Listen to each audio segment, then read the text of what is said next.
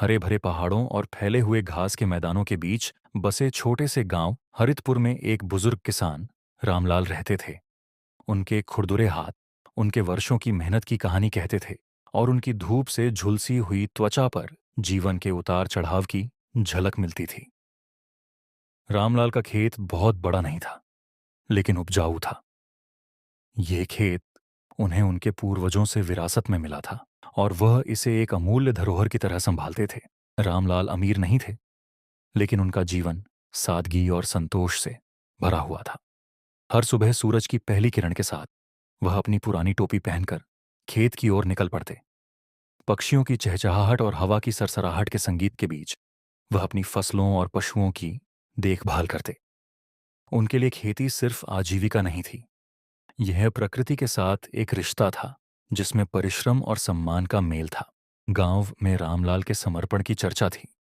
उनके खेत, जिनमें सुनहरी गेहूं की बालियां और ताजे सब्जियों के पौधे लहराते थे, देखने वालों को जुन्नों मुग्ध कर देते। लेकिन एक बार ऐसा समय आया जब गांव में बारिश ने धोखा दे दिया। आसमान सूना रहा और कभी हरा भरा खेत सूखी फटी हुई मिट्टी में बदल गया। फसलें मुरझा गईं और जिस कुएं ने कभी रामलाल को निराश नहीं किया था, वह भी अब सूखने की कगार पर था।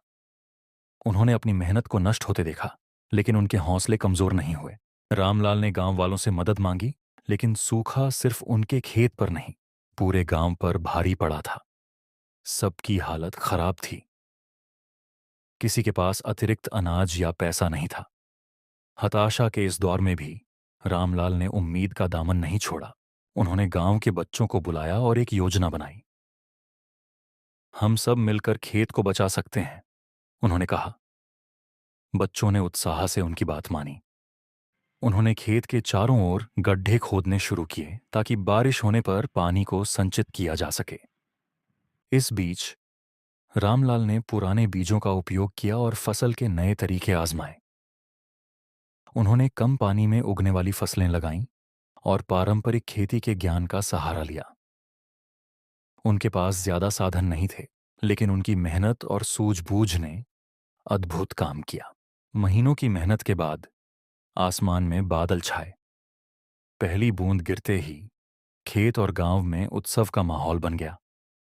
गांव वालों ने रामलाल की मेहनत और दृढ़ता की सराहना की। जल्द ही उनके खेतों में फिर से हरियाली छा गई।